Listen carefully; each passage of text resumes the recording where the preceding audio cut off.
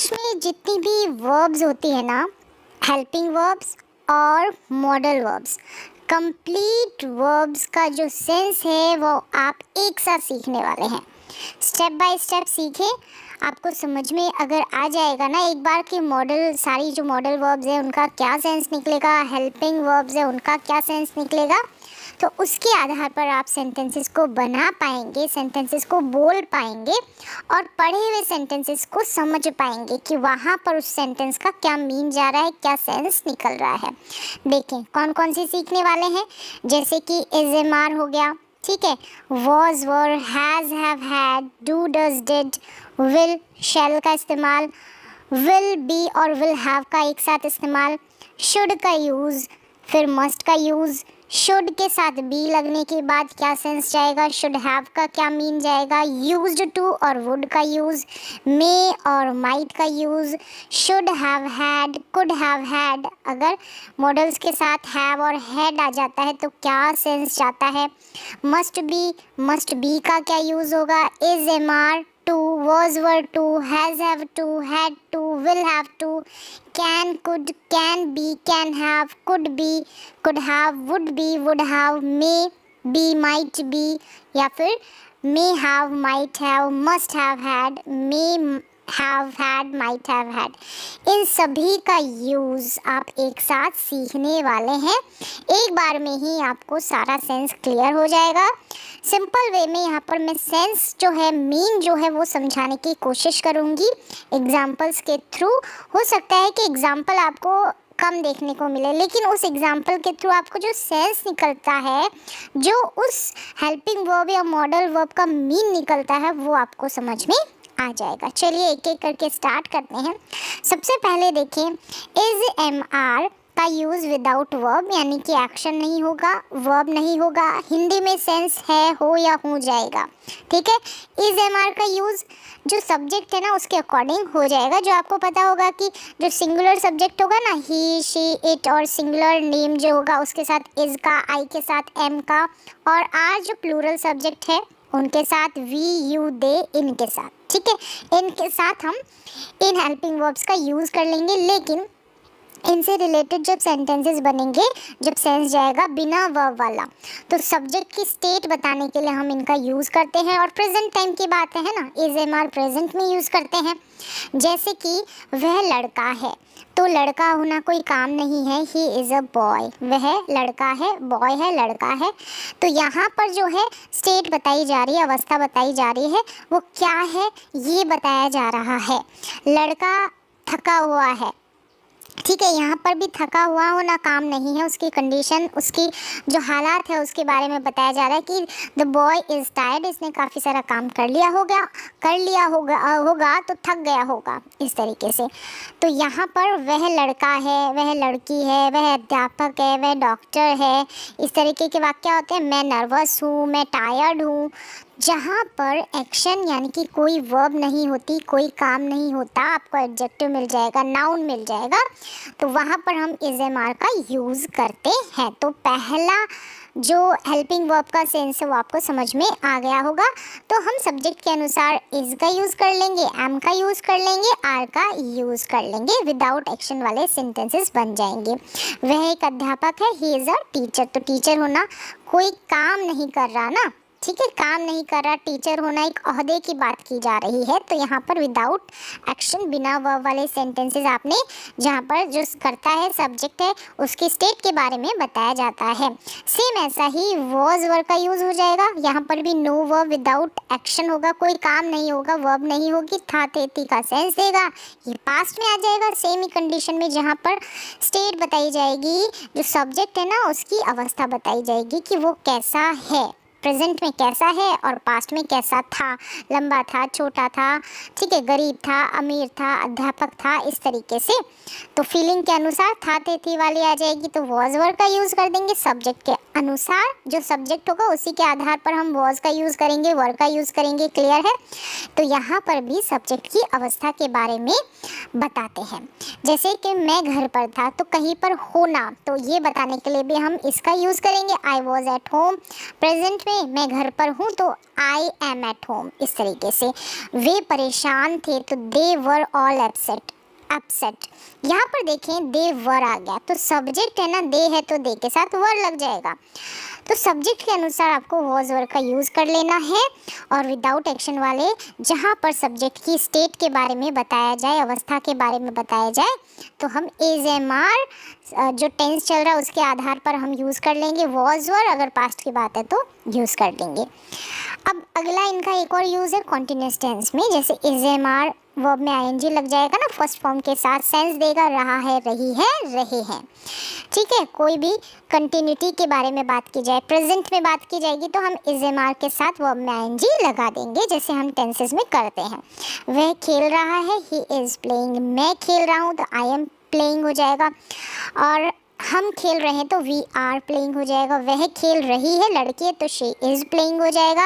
वे खेल रहे हैं तो दे आर प्लेइंग हो जाएगा। तो सब्जेक्ट के अनुसार आपने देखा इज़ का यूज़ हो गया, आर का यूज़ हो गया, एम का यूज़ हो गया। तो सब्जेक्ट के अनुसार और समय के अनुसार हम कॉन्टिन्यूस टेंस बना देंगे। तो ये प्रेजेंट कॉन्टिन्यूस टेंस है। सेम ऐसे ही पास्ट कॉन्टिन्यूस टेंस भी हो जाएगा ना, वॉज वर का यूज़ करेंगे, वर्ब में आईएनजी लगा रहेगा। यहाँ पर भी फीलिंग आएगी, रहा था, रही थी, रहे थे। मतलब कि हिंदी की जो सेंटेंस होगा ना, स्टेटमेंट होगी, हिंदी का सेंटेंस होगा, उसमें लास्ट में रहा था, रही थी, रहे थे, इस तरीके से एंडिंग होगी। जैसे कि मैं खेल रहा था तो आई वॉज प्लेइंग, वह खेल रहा था तो he was playing, she was playing, they were playing. तो यहाँ पर सब्जेक्ट के अनुसार आपने देखा वॉज वर यूज़ हो गया है ना, वॉज वर हेल्पिंग वर्ब। और वर्ब में आपने देखा कि आईएनजी ऐड हुआ है, तो ये पास्ट कॉन्टिन्यूस टेंस है। तो इस तरीके से आपने देख लिया दो सेंस में is am are was were का यूज़। ठीक है, अब नेक्स्ट देखें इज एम आर और फिर बाद में यहाँ पर बी वर्ब लग जाती है। Is am are be verb, फिर वर्ब में थर्ड फॉर्म, यानी वर्ब की थर्ड फॉर्म। यहाँ पर वॉज वर और बी वर्ब का यूज़ हो रहा है, वर्ब की थर्ड फॉर्म। यहाँ पर ये जो है, ये जो वॉज वर है ना, ये बी वर्ब है, यानी होना का सेंस दे रहा है। ये इज एम आर है, ये बी वर्ब है।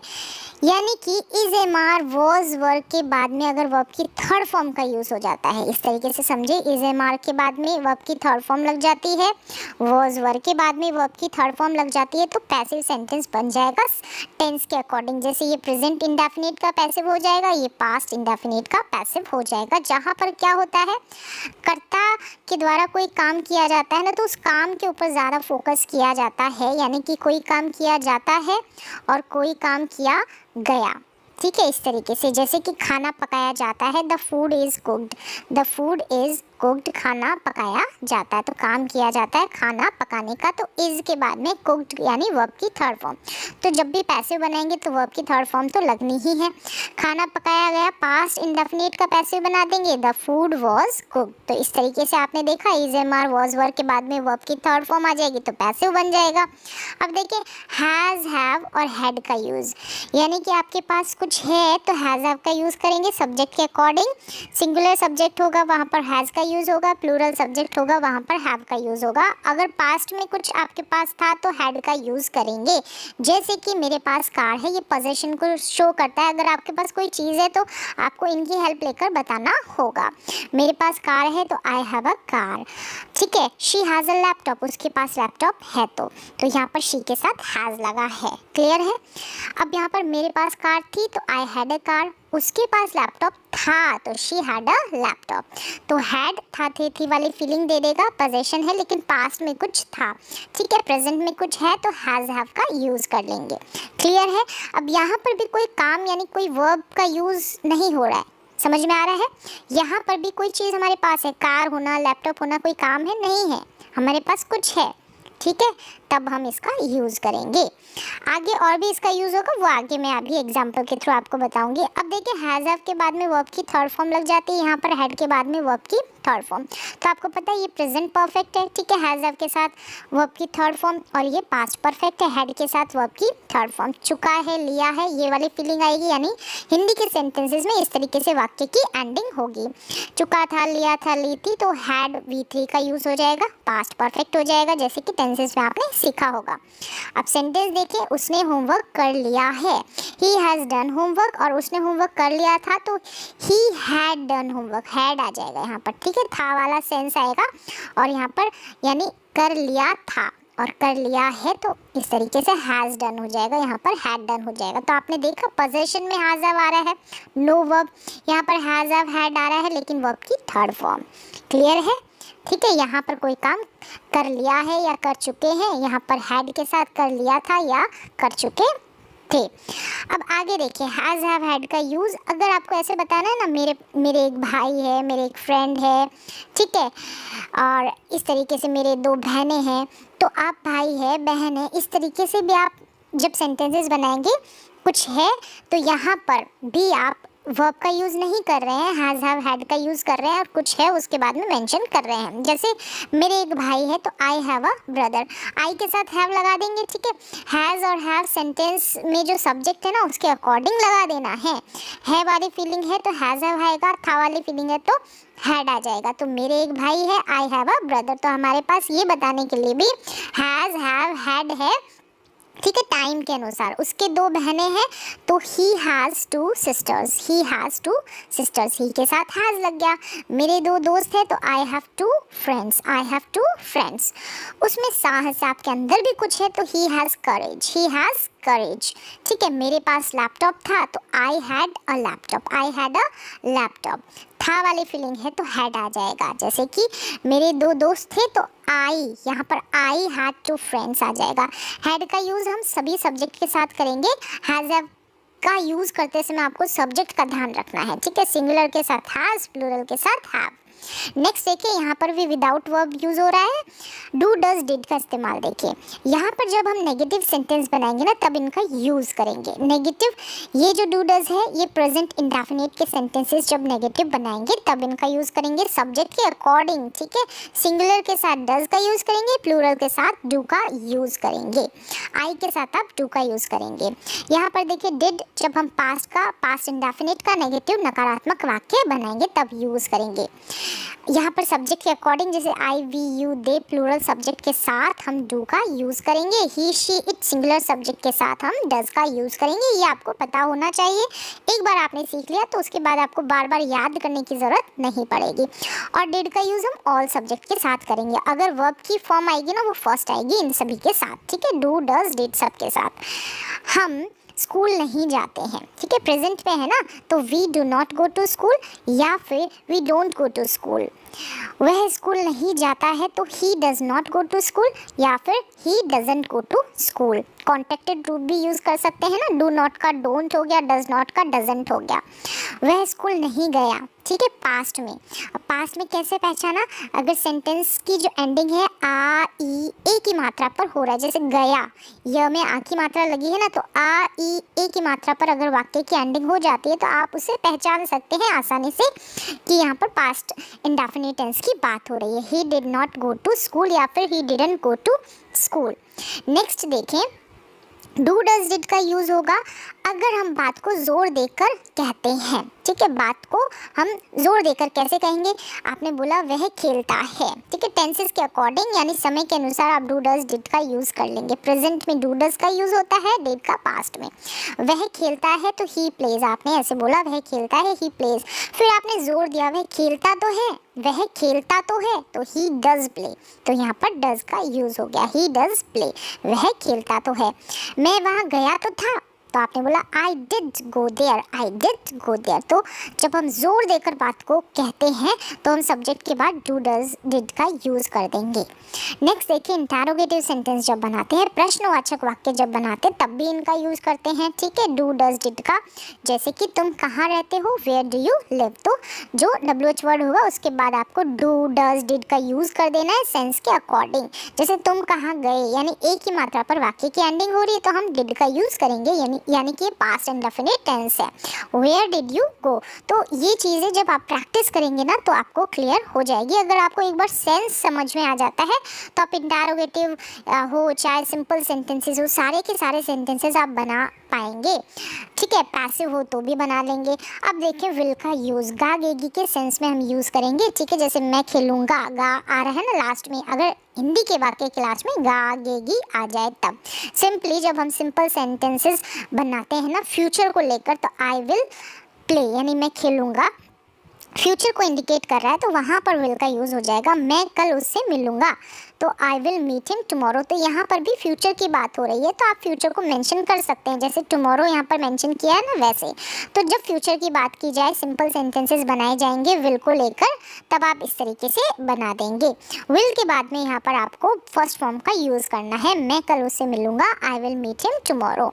अब देखिए शैल जो है, जैसे कि हम टेंसेस में शैल और विल का यूज़ करते थे ट्रेडिशनल मेथड के अकॉर्डिंग, लेकिन मॉडर्न इंग्लिश में अभी विल का यूज़ करें तो विल यहाँ पर आप विल का यूज़ कर लें एज अ हेल्पिंग वर्ब, ठीक है, फ्यूचर में, फ्यूचर टेंस में, सिंपल फ्यूचर में। अब यहाँ पर अलग से शैल का यूज़ सीखें कि कहाँ पर करते हैं। एज अ मॉडल वर्ब हम शैल का यूज़ करेंगे, ठीक है, बहुत ज़्यादा जिसका यूज़ होता है। राय लेने के लिए हम यूज़ करते हैं शैल का, सेम एज शुड की जैसे शुड का भी हम किसी से जब राय लेते हैं, मशवरा लेते हैं, तब हम शैल का भी यूज़ कर सकते हैं, शुड का भी यूज़ कर सकते हैं। क्या मैं वहाँ जाऊँ, शैल आई गो देयर, क्या मैं वहाँ जाऊँ, ऊ के साउंड पे वाक्य की एंडिंग हो जाएगी इस तरीके से। अगर आप शुड का यूज़ करेंगे, क्या मुझे वहाँ जाना चाहिए, तो चाहिए वाली फीलिंग शुड के लिए आ जाएगी, और ऊ का सेंस जाएगा तो शैल का यूज़ कर दें, शैल आई गो देयर। आप ऐसे भी बोल सकते हैं क्या मैं वहाँ जाऊँ, तो आपने बोला कि क्या मुझे वहाँ जाना चाहिए, शुड आई गो देयर, इस तरीके से। तो शैल का राय के लिए आप यूज़ कर सकते हैं, क्या मुझे ये खाना चाहिए, तो शैल आई ईट दिस। अब चाहिए है तो आप शुड आई ईट दिस भी कर सकते हैं। क्या मैं यह खाऊं, इस तरीके से ऊ का साउंड पर एंड कर रहे हैं तो आप शैल का यूज़ कर लें, नहीं तो शुड का यूज़ कर दें। तो सेंस के अकॉर्डिंग आप दोनों का यूज़ कर सकते हैं, ठीक है, अपने अकॉर्डिंग जो भी सुटेबल लगे आपको, तो दोनों ही सही है, गलत नहीं है। राय लेने के लिए, मशवरा लेने के लिए, ठीक है, एडवाइस दे रहे हैं सामने वाले से कि ऐसा मैं करूं या ऐसा मुझे करना चाहिए, तो शैल और शुड दोनों का यूज़ कर सकते हैं। नेक्स्ट देखिए विल बी, ठीक है, विल बी का यूज़ कैसे होगा, दो सेंस में यहाँ पर है। विल बी होगा नो वर्ब, यानी कोई कहीं पर होगा इस सेंस में विल बी, ठीक है, फ्यूचर की और ये इंडिकेशन इंडिकेट करता है। और विल बी यहाँ पर रहा होगा, ठीक है, रहा होगा, रही होगी, तो ये कॉन्टिन्यूअस टेंस हो गया फ्यूचर का, ठीक है। प्लेइंग, कुकिंग ये वाली वर्ब लगेगी, आईएनजी वाली वर्ब। तो यहाँ पर नो एक्शन होगा, यहाँ पर जो है सब्जेक्ट की अवस्था बताई जाएगी, यानी कि फ्यूचर में सब्जेक्ट हो कैसा रहेगा, यानी कैसा होगा, वो घर पर होगा, अमीर होगा, गरीब होगा, टायर्ड होगा, नर्वस होगा, इस तरीके से, जहाँ पर वर्ब नहीं होगी, एक्शन नहीं होगा, काम नहीं होगा, कर्ता की स्टेट के बारे में बताया जाएगा, अवस्था के बारे में बताया जाएगा। वह कल घर पर होगा, तो घर पर होना एक काम नहीं है, यहाँ पर उसकी स्टेट बताई जा रही है घर पे होने की, तो he will be at home tomorrow, will be at home tomorrow, लेकिन फ्यूचर की ओर ये इशारा कर रहा है। क्लियर है, यहाँ पर कॉन्टिन्यूअस टेंस हो जाएगा फ्यूचर का, ठीक है। विल बी का दो सेंस में आपने यूज़ देख लिया, वह खेल रहा होगा, वह पढ़ रहा होगा, वह खा रहा होगा, he will be playing, he will be reading, he will be eating, इस तरीके से विल बी के बाद में वर्ब में आईएनजी लग जाएगा, यहाँ पर विल बी के बाद में नो एक्शन, यहाँ पर सब्जेक्ट की स्टेट बताई जाएगी। नेक्स्ट देखिए विल हैव पास होगा, फ्यूचर में आपके पास कुछ होगा इस सेंस में, जैसे कि अगले साल आपके पास घर होगा, you will have a house next year. जैसे हम हैव का यूज़ करते हैं तो विल आ गया तो गागे ये वाली फीलिंग आ जाएगी, ठीक है। प्रेजेंट में जैसे हैज़ हैव का यूज़ करते हैं, पास्ट में हैड का, सेम ऐसे ही विल हैव का यूज़ करेंगे। आपके पास कार होगी, you will have a car, तो पास होने वाली फीलिंग यहाँ पर आ रही है। क्लियर है, विल हैव और गागेगी की, गागेगी का सेंस, विल हैव जो है एक फ्यूचर परफेक्ट टेंस में यूज़ होता है ना, यहाँ पर विल हैव के बाद में वर्ब की थर्ड फॉर्म का यूज़ हो जाएगा, यानी कि कोई काम कर चुका होगा इस सेंस में। मैं अगले साल परीक्षा पास कर चुका होऊंगा, कर चुका होऊंगा कर दे इसके, या होगा, ठीक है, होऊंगा इस तरीके से। तो यहाँ पर आप देखेंगे वर्ब की थर्ड फॉर्म का यूज़ होगा, वर्ब की थर्ड फॉर्म। अभी यहाँ पर पास होने की फीलिंग आ रही थी, पास होने का सेंस यहाँ पर वर्ब नहीं थी, ठीक है। तो इस तरीके से आप डिफ्रेंशिएट कर सकते हैं। विल हैव यहाँ पर कोई वर्ब नहीं है, विल हैव यहाँ पर फ्यूचर परफेक्ट टेंस है, जहाँ पर वर्ब की थर्ड फॉर्म का यूज़ किया जाता है हैव के बाद, ठीक है। मैं अगले साल परीक्षा पास कर चुका होऊंगा, तो I will have passed the exam next year. तो यहाँ पर पास्ट जो है विल हैव के बाद वर्ब की थर्ड फॉर्म है। क्लियर है। नेक्स्ट देखिए शुड और मस्ट का यूज़, ठीक है, शुड मॉडल और मस्ट का। शुड जो है चाहिए वाली फीलिंग देता है, यानी कि कोई काम आपको करना चाहिए, एडवाइस के सेंस पर, सलाह के सेंस पर इस शुड का यूज़ किया जाता है। अगर हम जोर देकर बोलते हैं कि ज़रूर चाहिए आपको, तो ये काम ज़रूर करना चाहिए, तो हम मस्ट का यूज़ कर देंगे। मस्ट जो है पक्का, अवश्य या निश्चित ही, ज़रूर ही, ऐसी वाली फीलिंग देता है। और शुड चाहिए, जैसे कि उसे पढ़ना चाहिए आपने बोला, तो he should study, he should study. अब देखिए आपके अकॉर्डिंग आप शुड का भी यूज़ कर सकते हैं, मस्ट का भी यूज़ कर सकते हैं, आपके ऊपर डिपेंड है कि आप ज़रूर चाहिए वाली फीलिंग के अंदर यूज़ कर रहे हैं उस सेंटेंस को, या चाहिए वाली फीलिंग के अंदर, ठीक है।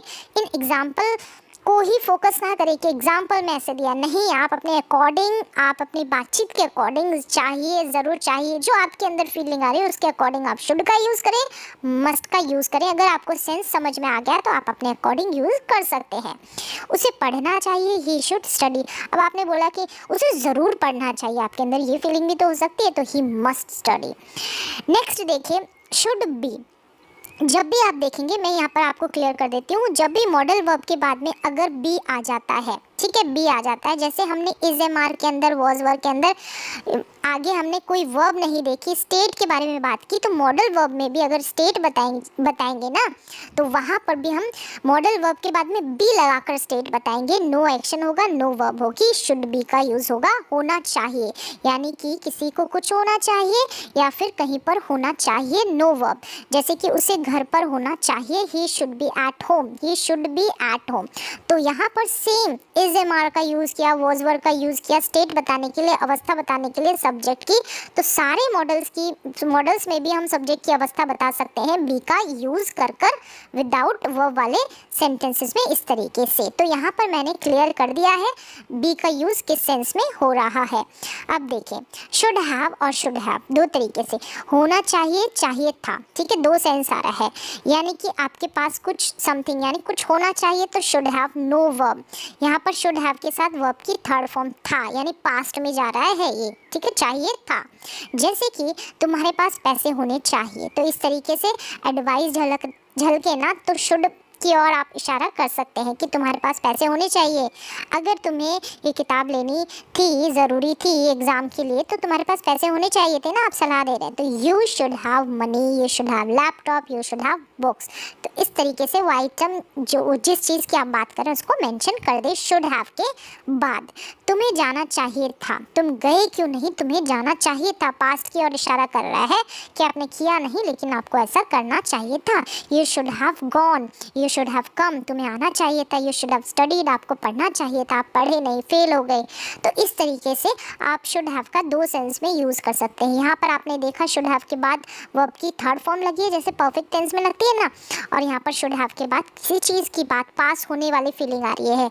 जब कोई भी मॉडल वर्ब के बाद में अगर हैव आ जाता है, उसके बाद वर्ब नहीं आता, तो वहाँ पर पास होने वाली फीलिंग आएगी। जैसे मैंने बी का समझा है वैसे यहाँ पर क्लियर कर दिया है। तो सभी मॉडल वर्ब के साथ अगर हैव आ जाता है, पहले मॉडल वर्ब फिर हैव, फिर उसके बाद वर्ब नहीं आती, कोई चीज़ आपके पास है, ये आपको दिखाना है, मतलब होना चाहिए था, होगी या हो सकती है, इस तरीके से तो हैव का यूज़ कर आप बता सकते हैं। अब आगे देखें मस्ट भी, यानी ज़रूर होना चाहिए, उसे घर पर ज़रूर होना चाहिए। यहाँ पर भी एक्शन नहीं है, स्टेट बताई जा रही, he must be at home. जैसे मैंने बताया कि मॉडल वर्ब के बाद बी वर्ब लगाकर हम जो सब्जेक्ट है उसकी स्टेट के बारे में बता सकते हैं। ज़रूर होना चाहिए ये वाली फीलिंग की, उसे ज़रूर घर पर होना चाहिए, उसे ज़रूर जो है थका हुआ होना चाहिए, मतलब उसे बहुत काम किया तो ज़रूर निश्चित ही वो थका हुआ होगा, इस तरीके से।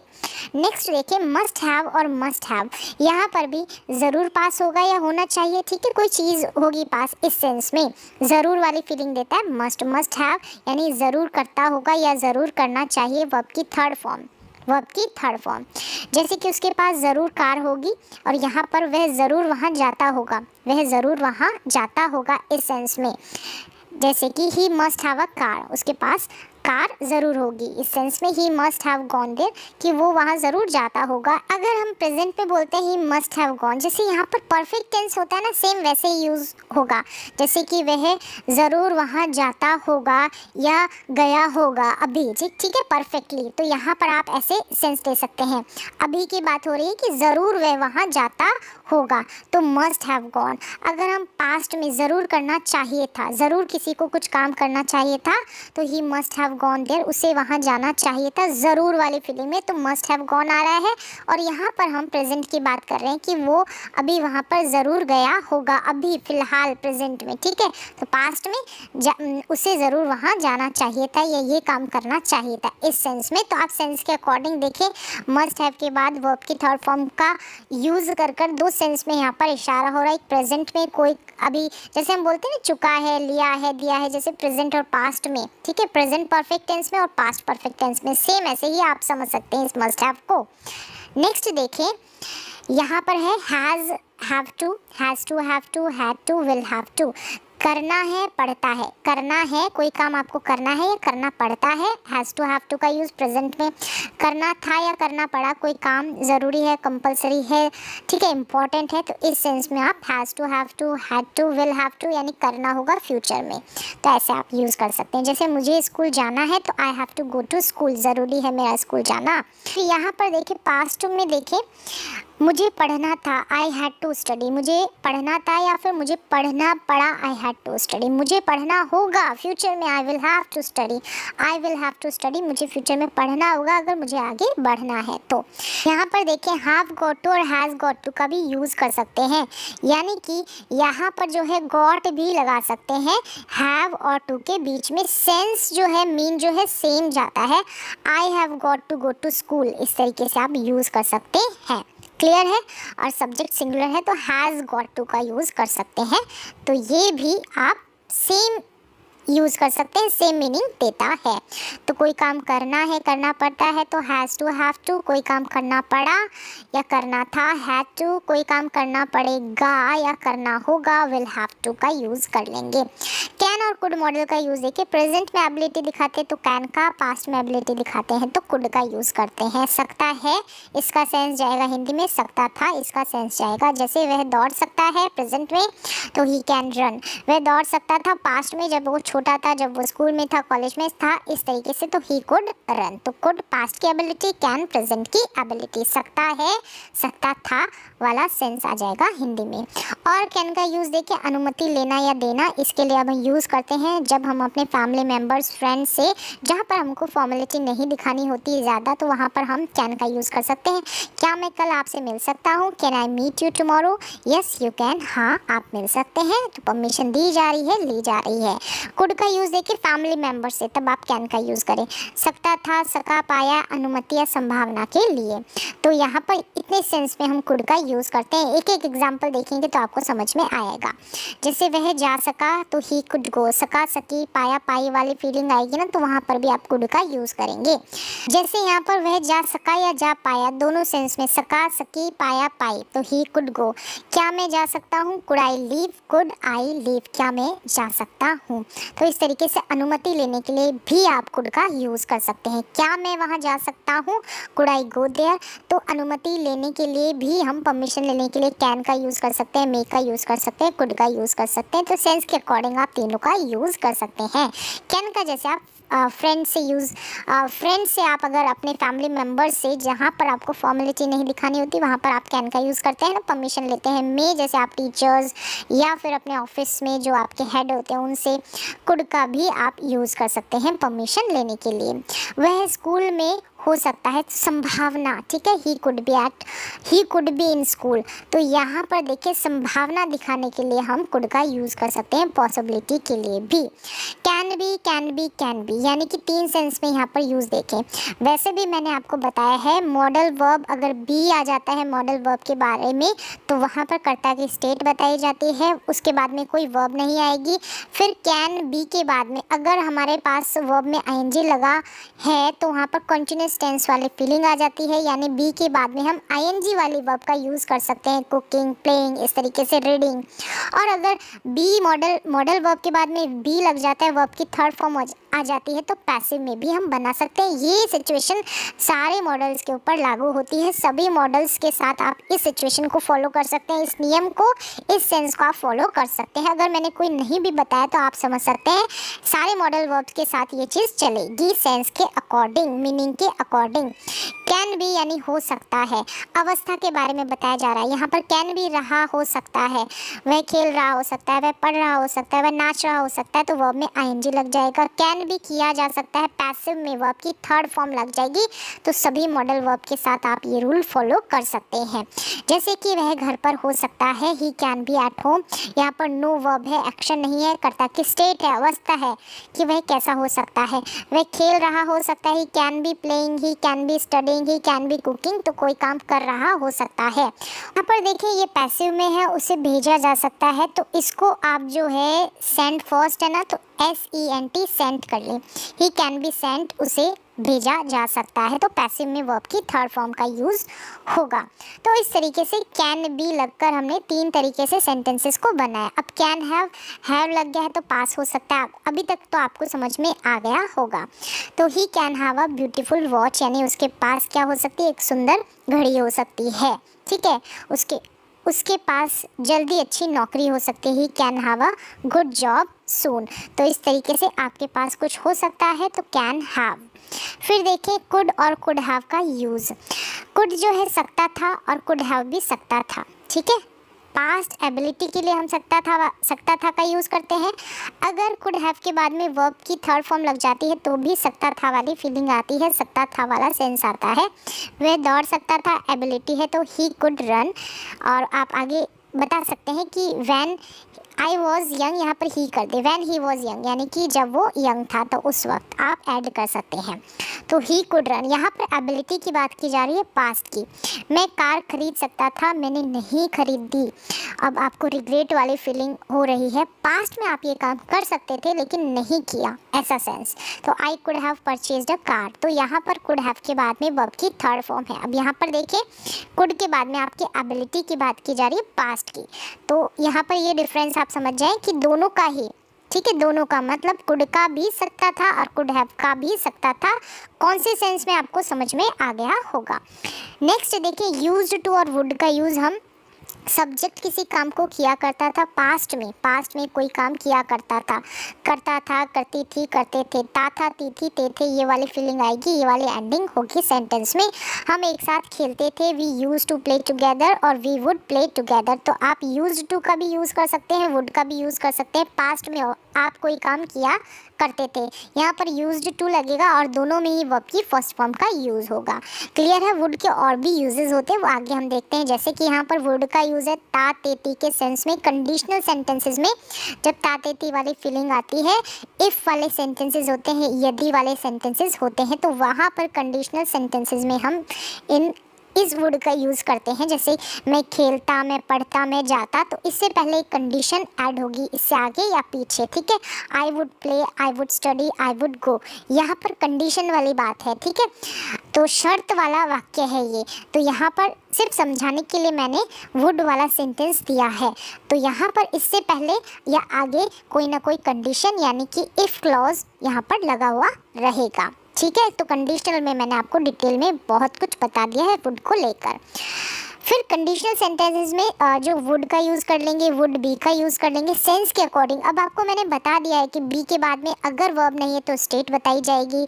यहाँ पर वुड हैव आ रहा है, सिर्फ हैव आ रहा है तो पास होने का सेंस आएगा। अगर थर्ड फॉर्म आ रही है तो उसके अकॉर्डिंग हम सेंस लेंगे। यहाँ पर देखिए वुड हैव बीन, ठीक है, ये भी मैंने यूज़ आपको बताया है पास्ट में। ठीक है। पास्ट में अगर स्टेट बताई जाएगी तो बीन का यूज़ कर देंगे हैव के बाद। जैसे प्रेजेंट में स्टेट बताते हैं ना, अवस्था बताते हैं सब्जेक्ट की, तो बी का यूज़ करते हैं। पास्ट में बताएंगे तो बीन का यूज़ कर देंगे हैव के बाद में। तो सेंस के अकॉर्डिंग आप इन सभी का यूज़ कर सकते हैं। कंडीशनल सेंटेंसेस में मैंने आपको डिटेल में बता दिया है। चलिए आगे देखें। वुड का प्रेजेंट में गागेगी के सेंस में, हम फ्यूचर में तो करते ही हैं, लेकिन प्रेजेंट में अगर गागेगी का सेंस आता है तो हम वुड का यूज़ करेंगे, विल का नहीं। जैसे कि वह खेलेगा, वर्तमान की बात हो रही है, वह खेलेगा भविष्य की बात हो रही है, तब तो हम विल का यूज़ करेंगे। वर्तमान की बात हो रही है कि अब भी राइट नाउ अभी खेलेगा, तो हम वहाँ पर वुड का यूज़ करेंगे। तो सेंस के अकॉर्डिंग आप यूज़ करें। जैसे कि आपने बोला कि मैं पढ़ूंगा, आप अभी की बात कर रहे हैं, आप नहीं कह रहे कि मैं कल पढ़ूंगा, तो अभी मैं पढ़ूंगा तो वुड का यूज़ करेंगे। जैसे गागेगी का सेंस आएगा, दोनों में ही आप देख रहे हैं कि गागेगी से वाक्य की एंडिंग हो रही है। ही वुड प्ले यानी वह खेल यहाँ पर खेल रहा होगा, तो ये जो है इसका है। ठीक है। वुड के बाद में अगर बी लग रहा है, he would be playing, present में ही हो रहा है। ठीक है। अभी मैं प्रेजेंट की बात कर रही हूँ, अगर फ्यूचर की बात होगी तो आप विल का यूज़ करेंगे। अगर प्रेजेंट में कोई काम कर रहा है तो वुड बी का यूज़। ठीक है। कर रहा होगा तो वुड का यूज़, और कर चुका होगा तो वुड हैव, फिर वर्ब की थर्ड फॉर्म का यूज़। इस तरीके से सेम फ्यूचर में जैसे हम विल लगाते हैं वैसे ही प्रेजेंट में हम वुड लगा देंगे। जैसे वह खेलेगा तो ही वुड प्ले, वह खेल रहा होगा तो ही वुड बी प्लेइंग, अभी की बात हो रही है। ठीक है। आप राइट नाउ लिख सकते हैं। फिर वह खेल चुका होगा, अब तक वो खेल चुका होगा तो ही वुड हैव प्लेड। तो यहाँ पर प्रेजेंट की अगर बात होती है तो वुड का यूज़ करेंगे। अगर गागेगी वाली फीलिंग आती है प्रेजेंट में तो हम वुड का यूज़ कर देंगे। भविष्य में हम विल का यूज़ करेंगे।